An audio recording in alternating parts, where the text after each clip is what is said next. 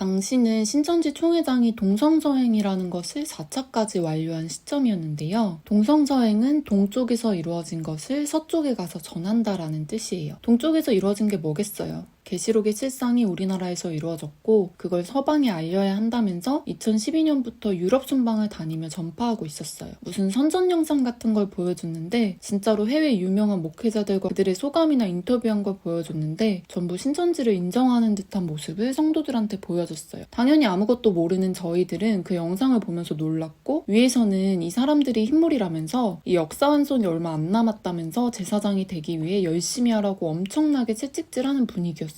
심지어 그 동성서행 영상을 DVD로 만들어서 대대손손 물려주는 가보가 될 거니까 여러 개씩 사가라고 팔기도 했어요. 부녀분들은 뭐 당연히 엄청 사가셨죠. 그리고 이제 곧 5차로 필리핀 분쟁 지역의 세계평화운동가로 동성 남행을 떠난다는 총회장을 위해 주 2회 저녁 기도회가 있었는데 연로하신 총회장의 건강을 위해서 그리고 성공적인 동성 남행을 위해서 모두가 나와서 기도하라고 했고 예배당을 꽉 채울 만큼 다들 나와서 울고 부르짖으며 기도하곤 했어요. 저는 알바 때문에 나가지 못했는데 지금이 때가 어느 때인데 알바냐면서 위에서 뭐라고 했는데 알바를 안 하면 돈이 없기 때문에 어쩔 수 없어서 한 번이라도 나가려고 알바 사장님한테 구구절절 얘기를 해서 그 기도회에 한 번 갔는데 다른 구역장들이나 팀장들이 안이 꼽게 보는 것 같았어요. 저는 죄책감이 들어서 혼자 매일 총회장을 위해 기도하곤 했죠. 사실 저한테 그때 가장 중요한 건 동성 남행이나 동성 서행보다는 바비의 마음을 여는 거였어요. 같은 고시원에 살았기 때문에 알바 가기 전에 집들이라면서 혹시 방에 놀러가도 되냐고 했는데 수줍게 허락해줘서 저는 레모나랑 바비를 닮은 귀여운 인형이랑 여러 가지 생필품을 선물로 들고 갔는데 바비는 인형을 보고 제일 좋아했어요. 당시 돼지우리였던 제 방과 달리 바비는 1평짜리 방을 진짜 아기자기하게 구석구석 꾸며놓고 지내고 있었어요. 자기 방에 온 게 제가 처음이라면서 기어들어가는 목소리로 말했는데 저는 그런 바비의 모습을 보면서 때릴 데가 어딨다고 이런 작고 소중한 아이를 학대했을까 싶었지만 바비의 과거에 대해서 저는 일절 물어보지 않았어요. 정말 궁금했지만 제가 탈퇴하기 전까지 먼저 묻지는 않고 바비가 이야기하고 싶으면 하겠지 하고 그냥 기다려줬어요. 또 바비의 마음을 얻기 위해 일요일 아침에 일찍 일어나서 저는 고시원 부엌에서 혼자 김밥을 말았어요. 구역원들이랑 같이 구역 모임을 할 때 저희는 소풍 온 것처럼 재밌게 하고 싶었거든요. 여유있게 10줄을 말아서 엄청 큰 락앤락 통에 담아서 갔는데 모두 좋아했고 바비도 맛있다고 모처럼 많이 먹었어요. 평소에 바비가 뭐든 깨작깨작 먹어서 마음이 안 좋았거든요. 그 이후로 바비가 젤리를 좋아한다는 걸 알고 여러 가지 젤리를 선물로 사서 하나씩 포스트잇에 붙여서 봉지에 넣고 바비 방 문거리에 걸어두곤 했어요. 저의 정성이 통했는지 바비는 저한테는 점점 말이 많아지고 예배 시간에 끝까지 있는 걸 힘들어했는데 점점 괜찮아졌어요. 와중에 대학을 재수해서 21살인 양이는 그 해 대학에 들어갔는데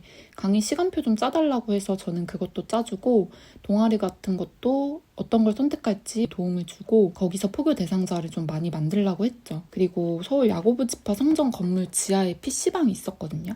거기에 자주 들락거리던 저랑 동갑인 파랑이가 담배를 피고 있는 걸 저한테 걸려가지고 제가 엄청 잔소리를 했더니 끊는다고 하고서 나중에 대놓고 문화부에서 친해진 애들이랑 성전 건물 뒤에서 담배를 피워서 저는 속이 썩어 들어갔어요. 거의 뭐 그 아이들의 엄마 역할을 하고 있었던 거죠. 근데 아침 모임에 잘 나오던 주황 언니도 이제 안 나오기 시작했어요. 저보다 1살 언니였지만 그래도 제가 구역장이니까 주황 언니한테 아침 모임의 중요성을 강조하면서 잔소리를 했는데 듣는 것 같더니만 어느 날부터 저랑 기싸움을 하기 시작했어요. 전도도 하고 예배도 하고 있는데 아침 모임의 필요성을 솔직히 잘 못 느끼겠는데 굳이 일찍 나오기 싫다 이거였죠. 저는 사실 평소에 조용하고 제 말을 잘 따라주었던 주황 언니가 그런 식으로 나오니까 좀 당황했어요. 그래서 저랑 교사교육 때부터 친했던 3인방한테 말했죠. 그 즈음에 다열이는 저랑 같이 구역장이 되었고 하연 언니랑 저랑 동갑인 다정이는 부구역장이었어서 조언을 얻고 싶었어요. 그중에서 특히 다정이란 친구는 저보다 한 기수 뒤에 들어온 친구인데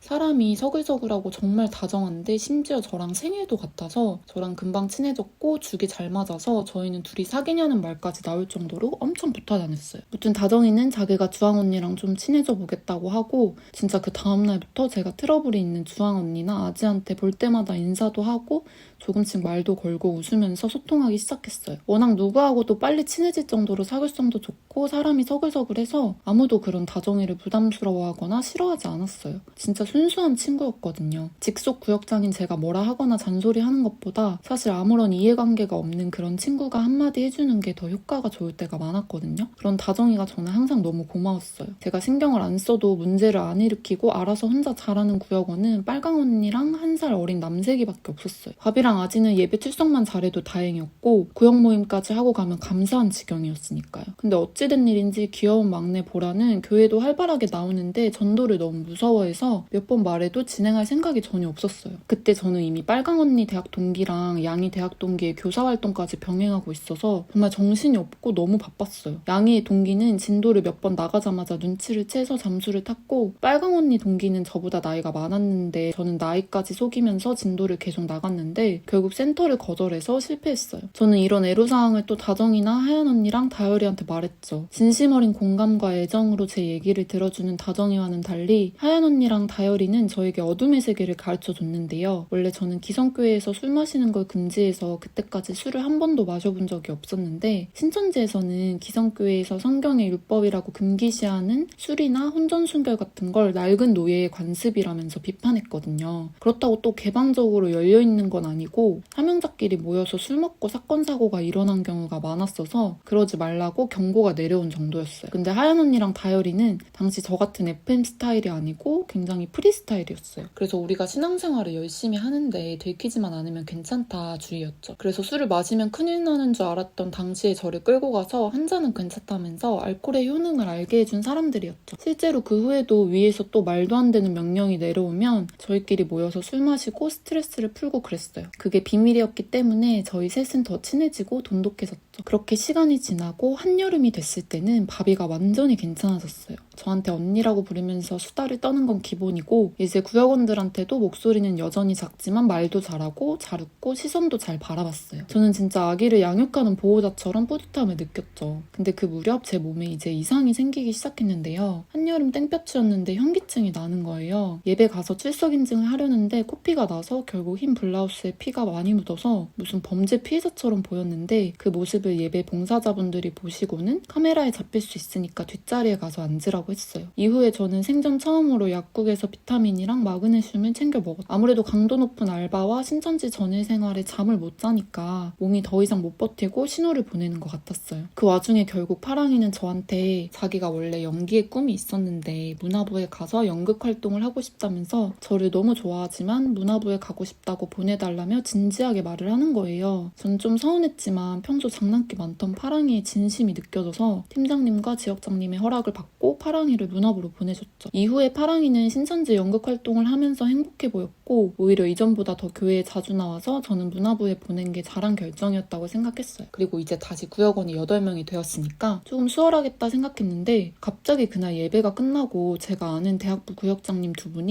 이성교제를 한다는 공지가 나왔어요. 한 분은 저를 전도한 소꿉친구의 예전 남자 구역장님이었고 한 분은 평소에 정말 얌전하시던 여자 구역장님이었는데 저를 포함한 모두가 깜짝 놀랐죠. 저희 구역원들도 수근수근해 하면서 저보고 그럼 저 2분은 6개월 후에 결혼하는 거예요? 라고 물어보는데 저는 할 말이 없었어요. 왜냐면 저도 입교하고 나서 그런 공지를 실제로 처음 봤거든요. 2명의 얼굴 사진이랑 이름과 같이 이성교제 한다는 광고 내용이었는데 지금 생각해도 그걸 광고로 공지한다는 게 충격과 공포였지만 사실이었어요. 그리고 둘은 뭐 6개월 안에 결혼 당연히 안 했죠. 근데 그 불똥이 튄 건지 아니면 이전부터 기획했는지는 몰라도 그 다음 주에 갑자기 지역장님이 예배 후에 대학부 전체를 소집했어요. 지금이 때가 어느 때인데 우리 지파 대학부는 다들 정신이 빠져있다면서 곧 다가올 비군 훈련에 모두 필참하라고 으름장을 놓았는데요. 그 비군 훈련은 도대체 뭐고 어떤 체험을 했는지는 다음 에피소드에서 자세히 말씀드리겠습니다. 시청해주셔서 감사합니다.